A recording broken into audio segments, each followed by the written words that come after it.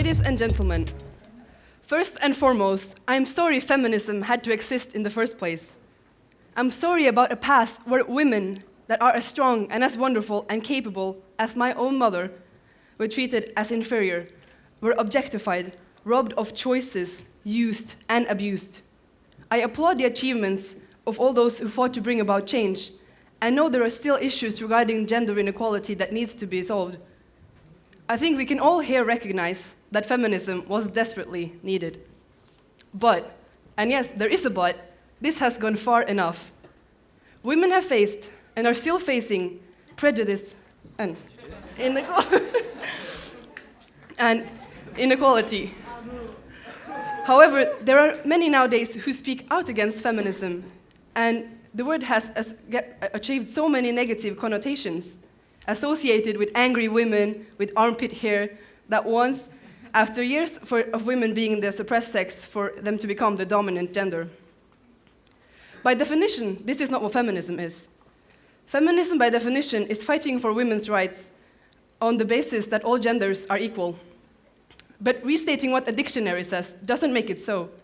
And in my opinion, feminism has nowadays become equality on women's premises. This is a part of what feminism has become. And now we need to step away from that because it's not just about feminism and women anymore. Guess what? Men face discrimination too. Both men and women suffer from gender stereotypes and gender roles, and this is very easy to forget. I started to question gender-based assumptions at an early age when I was told in physical education that I run like a girl, or that I would throw like a girl, or fight like a girl. All our feminine attributes, the things that define us, are also seen as the things that limit us. If we want to get ahead, then the masculine qualities are the ones that we need to focus on. Girls who show strength have manned up or grown a pair. Perish the thought that the girls have done it simply by being themselves. When did doing something like a girl become an insult? Yes, I kick like a girl, and I swim like a girl, and I walk like a girl, and I wake up in the morning like a girl, because I am a girl. And that's not something to be ashamed of. Likewise, gender-based stereotypes affect men too. Many of my male friends express that they have to be masculine and not show emotion in order to be accepted as a real man in society.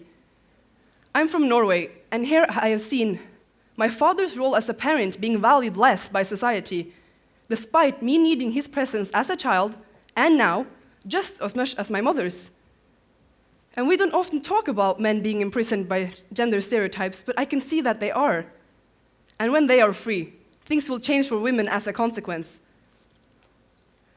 If men don't feel compelled to be aggressive in order to be accepted, women are less compelled to be submissive. If men don't have to have control, women don't have to be controlled. I want women to be free from prejudice, and I want men to have permission to be vulnerable. Both men and women should feel free to be sensitive. Both men and women should feel free to be strong. Feminism has sculpted its own idea of what gender equality is, a definition that I don't agree with. Feminism casts out the old gender roles for both men and women, labeling them as outdated and primitive, and it promotes the confident, strong, working woman as progressive and the stay-at-home mother and wife as a product of an inferior lifestyle. A recent study by NetMoms found that the majority of women felt feminism is too aggressive and devalues the stay-at-home mom, and applies too much pressure on women to do and be everything. 70% of them even stated it as oppressive to men.